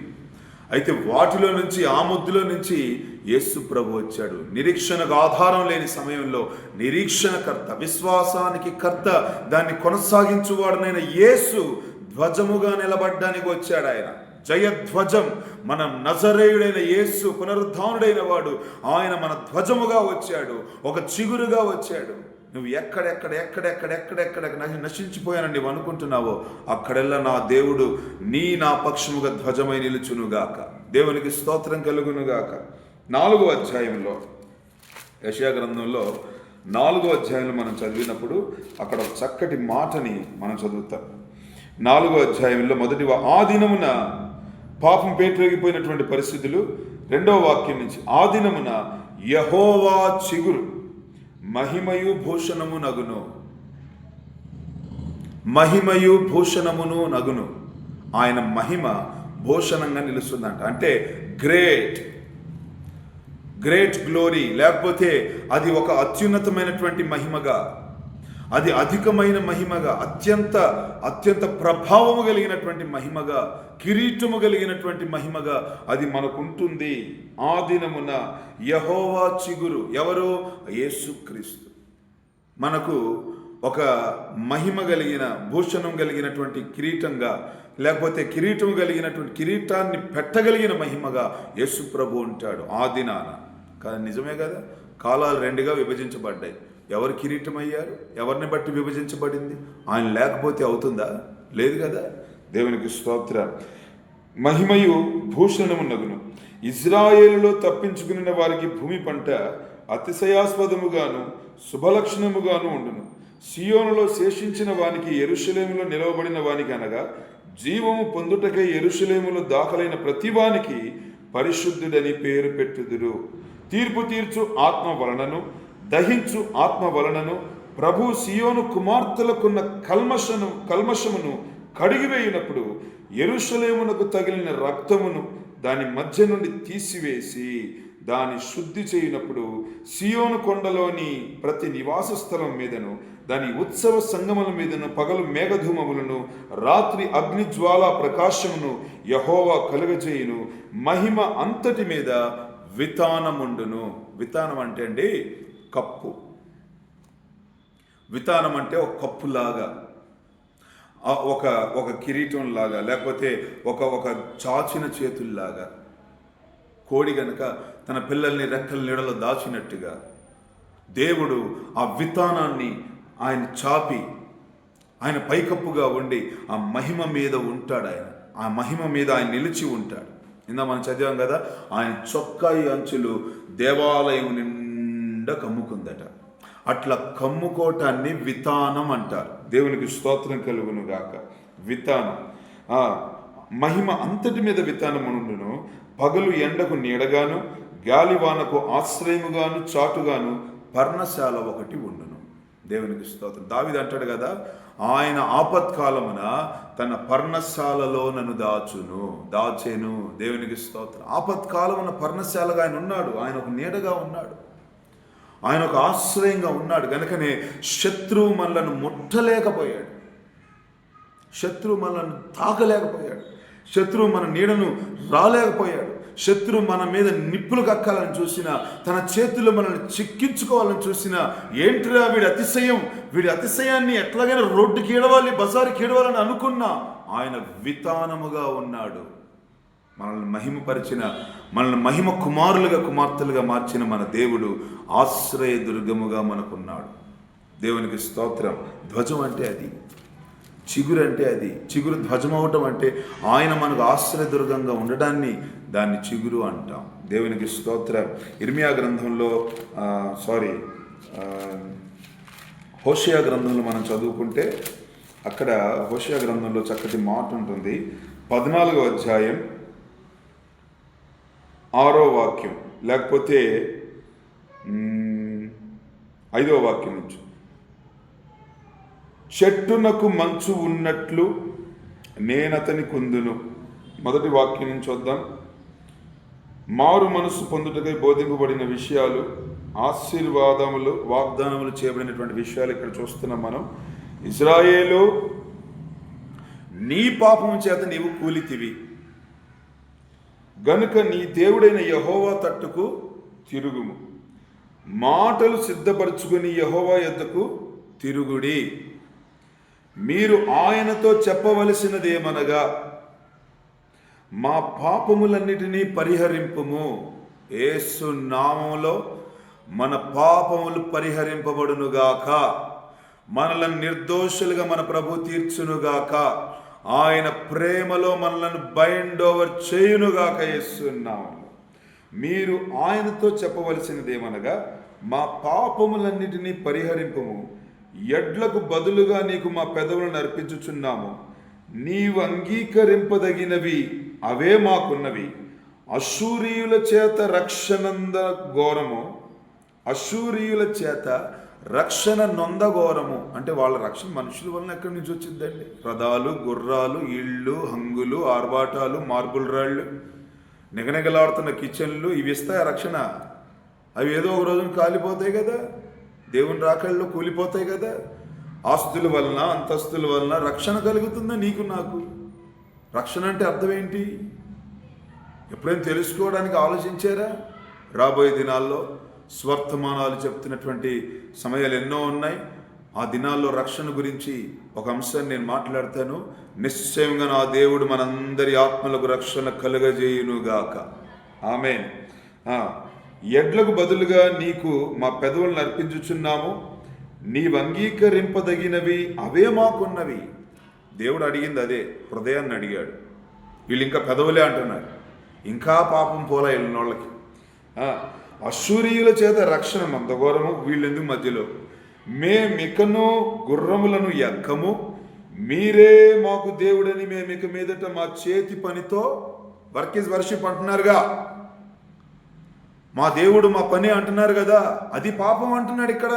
వర్క్ ఈజ్ వర్షిప్ అనేది పాపం రా, మీరు ఆరాధించవలసిన వాడు దేవుడు అని హోషేయ ప్రవక్త గ్రంథం కరెక్ట్గా చెప్తుంది మనతో. ఇంకా మనుషులు ఎక్కడ ఏడుస్తున్నారు, నిద్రపోతున్నారు అర్థం కావట్లేదు. వాక్యం సెలవిస్తూ ఉంది, మీరే మాకు దేవుడని మేమిక మీదట మా చేతి పనితో చెప్పము. ఇప్పుడు చెప్పుకోండి, నేను సంపాదించకపోతే నా పరువు ఏమవుద్ది, నా ఇంట్లో నా పరువు పోద్ది, నా అది పోద్ది. ఏంటి పోయేది? నువ్వు ప్రార్థన చేయకపోతే పోద్ది, అది చూసుకో. స్తోత్రం కలుగునుగాక. తండ్రి లేని వారి ఎడల వాత్సల్యము చూపువాడవు నీవే కదా. వారు విశ్వాసఘాతకులు కాకుండా నేను వారిని గుణపరచుదును. వారు ప్రార్థన చేశారు, దేవుడు వెంటనే మాట్లాడుతున్నాడు 4వ వచనంలో, వారు విశ్వాసఘాతకులు కాకుండా నేను వారిని గుణపరచుదును. దేవునికి స్తోత్ర. ఇటువంటి దేవుడు ఎవరైనా ఉన్నారండి? ఎంత చక్కగా మాట్లాడుతున్నాడు ఆయన. వారి మీదనున్న నా కోపం చల్లారెను. ఎప్పుడైతే వారి మనస్సు మారిందో దేవుని కోపం చల్లారింది. నా కోపం నిమిషం మాత్రమే నిన్ను విసర్జించాను, గొప్ప వాత్సల్యముతో నిన్ను సమకూర్చబోతున్నాను అన్నాడు ఆయన. దేవునికి స్తోత్రం. చల్లారిని మనస్ఫూర్తిగా వారిని స్నేహితును. చెట్టునకు మంచు ఉన్నట్లు నేను అతని కొందును. వారు అన్నాడు, వీరు అన్నాడు, తర్వాత అతను అన్నాడు. చూసారా? వచ్చేసాడు, దగ్గరకు వచ్చేసాడు ఆయన, సమీపించి నివసిస్తున్నాడు ఆయన. ఆమేన్. చెట్టునకు మంచు ఉన్నట్లు నేను అతని కొందును, తామర పుష్పం పెరుగునట్లు అతడి అభివృద్ధి నొందును. లెబానోను పర్వతము దాని వేళ్లు తన్నునట్లు వారు తమ వేళ్లు తన్నుదురు. అతని కొమ్మలు విశాలముగా పెరుగును. ఒలీవ చెట్టునకు కలిగినంత సౌందర్యం అతని కలుగును. లెబానోనుకున్నంత సువాసన అతనికి ఉండును. అతని నీడ యందు నివసించువారు మరలి వత్తురు. దేవునికి స్తోత్రం. ధాన్యము వలె వారు తిరిగి మొలతురు, ద్రాక్ష చెట్టు వలె వారు వికసింతురు. లెబానోను ద్రాక్ష రసము వాసన వలె వారు పరిమళింతురు. ఎఫ్రాయిము బొమ్మలతో నాకిక నిమిత్తమేమి? ఇన్ఫాంట్ జీసస్ అని ఆరాధించడానికి నిమిత్తం ఏముంది? నన్ను కదా ఆరాధించాలి, బొమ్మలతో నాకు నిమిత్తమేమి? నేనే ఆలకించుచున్నాను. నేనే ఆలకించుచున్నాను. నేనే ఎఫ్రాయిమును గురించి విచారణ చేయుచున్నాను. నేను చిగురు పెట్టు సరళ వృక్షము వంటి వాడను, నా వలననే నీకు ఫలము కలుగును. నా వలననే నీకు జయము కలుగును, నా వలననే నీకు ధ్వజము కలుగును. ఇటువంటి దేవుడు ఎవరైనా ఉన్నారండి? విశ్వాసములో బలపరచగలిగినటువంటి శక్తి గల దేవుడు, విశ్వాసములో నిలబెట్టగలిగినటువంటి సర్వశక్తిమంతుడు. ఇటువంటి దేవుడు మనకు ఈ లోకంలోనైనా ఏ లోకంలోనైనా ఉన్నాడా? ఎన్ని లోకాలున్నా దేవుడు లేని లోకాలన్నీ మా లోకాలే తప్ప అది పరలోకం అవుతుంది అంటారా? దేవునికి స్తోత్రం. జకర్యా గ్రంథంలో మనం చూస్తాం కదా, 3వ అధ్యాయంలో ఒక మాట. జకర్యా గ్రంథంలో 3వ అధ్యాయంలో 7వ వాక్యం నుంచి చదువుకుందాం. సైన్యములకు అధిపతి యెహోవా సెలవిచ్చినదేమనగా, నా మార్గములలో నడుచుచు నేను నీకు అప్పగించిన దానిని భద్రముగా గైకొని ఎడల నీవు నా మందిరం మీద అధికారివై నా ఆవరణములను కాపాడువాడవగుదువు. మరియు ఇక్కడ నిలబడు వారికి కలిగినట్లు నా సన్నిధిని నిలుచు భాగ్యము నీకిత్తును. ప్రధాన యాజకుడు అయిన యెహోషువ, నీ ఎదుట కూర్చుని నీ సహకారులు సూచనలుగా ఉన్నారు. నీవును వారును నా మాట ఆలకింపవలెను. ఏదనగా, చిగురు అను నా సేవకుని నేను రప్పింపబోచున్నాను. దేవునికి స్తోత్రం. కిందే రాయబడిన మాట, యెహోషువ ఎదుట నీ నుంచిన రాతిని తేరి చూడుడి. ఆ రాతికి 7 నేత్రములున్నవి. దాని చెక్కడపు పని చేయువాడను నేను. నేను. ఇదే సైన్యములకు అధిపతి యెహోవా వాక్కు. మరి ఒక దినములోగానే నేను ఈ దేశం యొక్క దోషమును పరిహరింతును. ఒక దినములోగానే నేను ఈ దేశం యొక్క దోషాన్ని పరిహరిస్తాను. నేను చెక్కే చెక్కడపు రాతికి 7 నేత్రాలున్నాయి. దేవునికి స్తోత్రం. చిగురు అను నా సేవకుని నేను రప్పించబోతున్నాను. నేనుంచిన రాతిని తేరి చూడండి. యేసుప్రభు అన్నాడు, కేఫా, నీవు రాయివి, ఈ బండ మీద నా సంఘాన్ని కడతాను. రాయి బండ అనగా ఆయన సంఘానికి సాదృశ్యం. 7 నేత్రములైనటువంటి సంఘం మనం చూస్తాం కదా. ప్రకటన గ్రంథంలో 7 సంఘపు దూతలకు రాసినటువంటి 7 స్వర్తమానాలు మనం చూస్తున్నాం. ప్రకటన గ్రంథం 2వ అధ్యాయం నుంచి అన్ని చూస్తాం మనం. 7 సంఘాలకు ఉన్నటువంటి విషయాలు, విశేషాలు. 7 నేత్రములు కలిగిన వాడు చెబుతున్న సంగతులు ఏమనగా అని మనం చదువుతున్నాం. అక్కడ 22వ అధ్యాయంలో సాక్షాత్ యేసు ప్రభు మాట్లాడుతున్నాడు. దానికి ముందుగా ఒక చిన్న వాక్యాన్ని మనం చదువుకుందాం. రోమాపత్రిక 15వ అధ్యాయం, రోమీలకు రాసిన పత్రిక 15వ అధ్యాయంలో మనం చూసినప్పుడు ఇక్కడ 11వ వచనంలో 15వ అధ్యాయంలో కొంచెం ముందుకు నుంచి మీరు చదువుకుంటారండి. నేను షార్ట్గా కొన్ని విషయాలు మాట్లాడుతున్నాను. 7వ వాక్యం నుంచి. కాబట్టి క్రీస్తు మిమ్మును చేర్చుకున్న ప్రకారము దేవునికి మహిమ కలుగునట్లు మీరును ఒకరినొకడు చేర్చుకునుడి. నేను చెప్పున్నదేమనగా, పితరులకు చేయబడిన వాగ్దానముల విషయములో దేవుడు సత్యవంతుడని స్థాపించుటకును, అన్యజనులు ఆయన కనికరమును గూర్చి దేవుని మహిమపరచుటకును క్రీస్తు సున్నతి గల వారికి పరిచారకుడాయెను. అందు విషయమై ఈ హేతువు చేతను అన్యజనులలో నేను నిన్ను స్తుతింతును, నీ నామ సంకీర్తనము చేయుదును అని వ్రాయబడి ఉన్నది. మరియు అన్యజనులారా, ఆయన ప్రజలతో సంతోషించుడి అనియు, మరియు సమస్త అన్యజనులారా ప్రభువుని స్తుతించుడి, సకల ప్రజలు ఆయనను కొనియాడుదురుగాక అనియు చెప్పి ఉన్నది. మరియు యెషయా ఇలాగు చెప్పుచున్నాడు, యెషయలో నుండి వేరు చిగురు అనగా అన్యజనుల నేలుటకు లేచువాడు వచ్చును, ఆయన యందు అన్యజనులు నిరీక్షణ ఉంచుదురు. కాగా మీరు పరిశుద్ధాత్మ శక్తి పొంది. ఇక్కడ వాక్యం ఏమని చెప్తుందంటే, అన్యజనులని ఏలాలి, లేకపోతే అన్యజనులను ప్రభు వైపు మార్చగలగాలి, అన్యజనులని దేవునికి వారసులుగా చేయగలగాలి, పరవాసులైన మనం వారిని దేవుని నీడలోనికి తీసుకురావాలి, వారిని బాధింపకూడదు, హింసింపకూడదు, ఇబ్బంది పెట్టకూడదు అనే విషయాలు ఏవైతే ఉన్నాయో, ఈ సద్విషయాలన్నీ కూడా ఎప్పుడు నెరవేరుతాయంటే మీరు పరిశుద్ధాత్మ శక్తి పొందితేనే గాని. పౌలు అంటాడు, పేతురైన వారు, యోహాను అయిన వారు దేవుని ఇంటి ప్రజలకు అపోస్తలులైతే నేను అన్యజనులకు కూడా అపోస్తలుణ్ణి అంటున్నాడు. దేవునికి స్తోత్రం. ఇక్కడ కాగా మీరు పరిశుద్ధాత్మ శక్తి పొంది విస్తారముగా నిరీక్షణ గలవారగుటకు నిరీక్షణకర్తయగు దేవుడు విశ్వాసము ద్వారా సమస్తానందముతోనూ సమాధానముతోనూ మిమ్మును నింపునుగాక. ఆనందం ఉందా? సమస్తమైన ఆనందం ఉందా నీలో? సమాధానం ఉందా? సంపూర్ణమైన సమాధానం నీకుంటుందా? ఉండదు.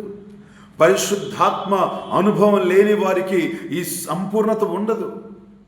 వాళ్ళకి ఏముంటుందని అంటే పాపపు దృష్టి ఉంటుంది. పాపంలో ఎలా వారు మహిమ పొందాలి, ఒక ఎదుటివాని వ్యక్తి యొక్క మాటని సోదిలాగా మార్చి ఎలా చెప్పాలి, ఈ సోదంతా తీసేయరా అనే మాటకి ఎలా ఏడవాలి అనే తలంపుల్లోనే వారు ఉంటారు. కనుకనే అసంతృప్తి, ఏదో తెలియని ఒక అసంతృప్తి. వారికంటే కొంతమంది హెచ్చింపబడుతున్నా, వారికంటే కొంతమంది అభివృద్ధి చెందుతున్నా, వారికంటే కొంతమంది ఆ పరిశుద్ధాత్మ అనుభవంలో ఉన్న వాళ్ళు ఆశీర్వాదకరమైన పరిస్థితుల్లో నిలిచి ఉన్నా ఏదో తెలియని ఒక అసంతృప్తి. కానీ దేవుడు అంటున్నాడు, సమస్త ఆనందంతో నీవు నింపబడాలంటే పరిశుద్ధాత్మని యొక్క శక్తితో నీవు నింపబడాలనే ఆవశ్యకత ఎంతైనా ఉంది. పై నుండి శక్తి వస్తుంది, మీరు నింపబడాలి. పరిశుద్ధాత్మ శక్తి వచ్చినప్పుడు ఆనాడు భాషలతో మాట్లాడగలిగారు. వాళ్ళు మాట్లాడగలిగారంటే నీవు మాట్లాడే శక్తి నీకు వస్తుందనే కదా. కొంతమందికి అదొక ఒక కవరింగ్ అన్నమాట. ఏం కవరింగ్ అంటే ఈ సాతాను కవరింగ్. కొంతమందికి పరిశుద్ధాత్మ సన్నిధి ఉంటుంది కదా. పరిశుద్ధాత్మ సన్నిధి, నా సన్నిధి నీకు తోడుగా వచ్చిన దేవుడు అన్నాడు. కానీ పరిశుద్ధాత్మ సన్నిధి ఎక్కడుంది నీకు? సరే, ఆయన సన్నిధే కదా ఇప్పుడంతా ఉండేది. పరిశుద్ధాత్ముడు ఉన్నాడు, ఆయన సన్నిధే. పరిశుద్ధాత్ముడు ఉన్నాడంటే ఆయన సన్నిధి. ఆ పరిశుద్ధాత్ముడు ఉన్నాడు అనే దానికి రుజువు నీ అంది ఏంటి? మౌనంగా కూర్చొని అటు ఇటు తిరిగితే సరిపోద్దా? కాదు కదా. అన్య భాషలో, కృపావరాలు ఏదో ఒకటి క్రియేట్ చేయాలి. స్వస్థపరిచే వరము, భాషల వరం లేకుండా ఎలా ముద్ర? పరిశుద్ధాత్మని తండ్రి యొక్క ముద్ర నొసళ్ళయందు పరిశుద్ధాత్మని ద్వారా కలిగింది అనేదానికి ఆధారం ఏంటి? ఆస్కారం ఏంటి? వెలిచూపు వలన నీవు తృణీకరింపబడకుండా ఉండాలంటే ఆస్కారం ఏంటి? తృణీకరింపబడిన రాయి మూలకు తలరాయి ఎప్పుడైంది? అన్య భాషలంటే a language unknown to a speaker or a person. ఈ లోకపు భాషల్లో ఏది కూడా కాదు అని, మనిషికి తెలిసిన మాటల్లో ఏ మాట కాదని మరి ఎవరికి తెలిసింది?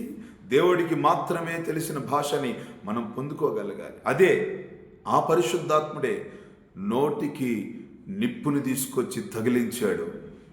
శరాపులలో ఒకడు ఎగిరి వచ్చి బలిపీఠం మీద మండుతున్న నిప్పుని తీసుకొచ్చి నా పెదవులకు తగిలించాడు. నేను బాప్తిసం పొందిన 2007వ సంవత్సరంలోని అనుభవం. ఫిబ్రవరి నెలలో నాకు పరిశుద్ధాత్ముడు మొదటి ఆదివారం నాడు 2007వ సంవత్సరంలో నేను పొందుకున్నాను.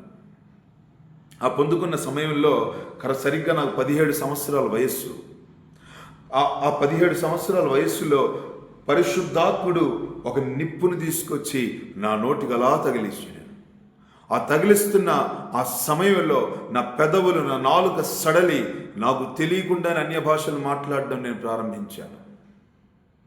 అన్య భాషలు అంటే అలా ఉంటాయా, ఇలా ఉంటాయి? వెక్కిరింపులు, కొంతమందికి వెటకారం ఎక్కువైపోయింది. ఏమండి, మీరు ఏమైనా నేర్పిస్తారా అండి అన్య భాషలు మాట్లాడడం? మానవుడు నేర్పిస్తే వచ్చిందా? మానవ జ్ఞాన పరిధికి ఏదైనా నేర్చుకోవచ్చు, కానీ అన్య భాషలు మాట్లాడడం ఎవడు నేర్పించడు. ఆయన తీసుకొచ్చి నిప్పు తగిలిస్తే అప్పుడు వస్తుంది. దేవునికి స్తోత్రం. ప్రకటన గ్రంథంలో మనం చదవాలనుకున్నాం 22వ అధ్యాయం. ఇక్కడ 16వ వాక్యంలో చూసుకుంటే, సంఘముల కోసరము ఈ సంగతులను గురించి మీకు సాక్ష్యమిచ్చుటకు యేసు అను నేను నా దూతను పంపి ఉన్నాను. ఎవరు పంపారట? యేసు అనే నేను నా దూతను పంపి ఉన్నాను. నేను దావీదు వేరు చిగురును. చెప్పానా? ఈ చిగురు ఎవరయ్యా అంటే సర్వశక్తిమంతుడు. నేను దావీదు వేరు చిగురును, సంతానమును, ప్రకాశమానమైన వేకువ చుక్కయునై ఉన్నాను. ఆత్మయు పెండ్లి కుమార్తెయు రమ్ము అని చెప్పుచున్నారు. వినువాడును రమ్ము అని చెప్పవలెను. దప్పిగొనిన వారిని రానిమ్ము, ఇచ్చయించు వారిని జీవజలమును ఉచితముగా పుచ్చుకొననిమ్ము. దేవునికి స్తోత్రం. కాబట్టి చిగురై ఉన్నటువంటి యేసు క్రీస్తు ప్రభుల వారు మన మధ్యలోనికి వచ్చారు, తన పనిని పూర్తి చేశారు. నేడు మనతో ఉండడానికి ఆయన ఆత్మను మన మీద ఉంచారు గనక ఇప్పుడు ఉండి మనతో నడిపిస్తున్న వాడు ప్రస్తుత కాలం పరిశుద్ధాత్మ దేవుడు, సత్య స్వరూపయోగు ఆత్మ మనతో ఇంకను సంచరిస్తూనే ఉన్నాడు. అప్పటి కాలం నుంచి ప్రారంభించబడిన ఆ యొక్క పండుగ కొన్ని దశాబ్దాలుగా, కొన్ని తరాలుగా 20 తరాలు ప్రస్తుతానికి నడిచాయి. ఇది 26వ సంవత్సరంలో మనం నడుస్తున్నాం.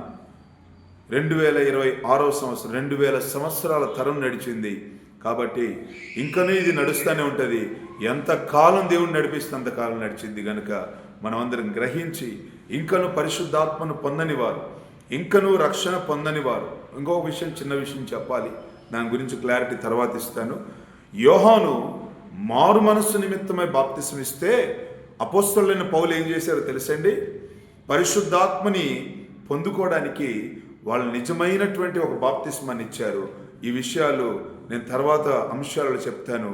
నా ప్రభు అయిన నీతి చిగురు, నా ప్రభు అయిన వేరు చిగురు, ధ్వజముగా ఉన్న చిగురు, నజరేయుడైన యేసు అను చిగురు మీ కుటుంబాలను క్రిస్మస్ ఆరాధనలన్నీ ఆశీర్వాదకరంగా మార్చునుగాక. నా ప్రభు మిమ్మల్ని దీవించునుగాక. తలలు వంచండి, ప్రార్థన చేసుకుందాం. పరిశుద్ధుడా, చిగురై ఉన్న మా తండ్రి, మీ గొప్ప నామానికి స్తోత్రములు, వందనములు చెల్లిస్తున్నాం. అనాది సంకల్పం, ప్రజలు తమ పాపములలో మునిగి నీ ఆశీర్వాదాన్ని పోగొట్టుకున్న వేళ, ఎండిపోయినటువంటి పరిస్థితుల మధ్యలో, మొద్దులుగా మోడుబారిన జీవితాలలో ఉన్నటువంటి పరిస్థితుల మధ్యలో చిగురింపజేసినటువంటి గొప్ప చిగురువుగా మీరుండి మీరు నడిపిస్తున్నందుకు మీరు వందనాలు ప్రభా. ఏ విషయాల్లో ఎండిపోయి ఉన్నారో వాటన్నిటి విషయాలు విడుదల దయచేసి ఈ క్రిస్మస్ ఆరాధనలన్నీ గొప్ప జయముగా మీరు మార్చమని ప్రార్థిస్తూ ఉన్నాం. యేసు నామంలో గొప్ప ఫలము క్రైస్తవ యావత్ ప్రపంచానికి కలిగి సద్విషయములందు తీసుకొచ్చు సజ్జనులుగా మార్చబడుదురుగాక. సహాయం దయచేయమని వేడుచున్నాను. క్రిస్మస్ ఆరాధనలు నడిపించుకున్న ప్రతి కుటుంబానికి దీవెన, నెమ్మదిని, సమాధానమును మీరు కలుగజేయండి. కృపను విస్తరింపజేయమని ప్రార్థిస్తూ పరిశుద్ధాత్మని ముద్ర మీరు కలుగజేయమని వేడుచు యేసు నామాన సమర్పిస్తూ ఉన్నాము తండ్రి, ఆమేన్. మన ప్రభువైన యేసుక్రీస్తు వారి యొక్క కృప, తండ్రి అయిన దేవుని ప్రేమ, పరిశుద్ధాత్మని దీవెన, కుమారుని కృప సదాకాలము ఇప్పుడు ఎల్లప్పుడూ సకల పరిశుద్ధులకు తోడై ఉండి క్రిస్మస్ ఆరాధన జరుపుకుంటున్న కుటుంబాలన్నిటికీ దీవెనకరంగా మార్చునుగాక. ఆమేన్. ప్రభు మిమ్మల్ని దీవించునుగాక. మరొకసారి క్రిస్మస్ శుభాకాంక్షలు. Praise the lord.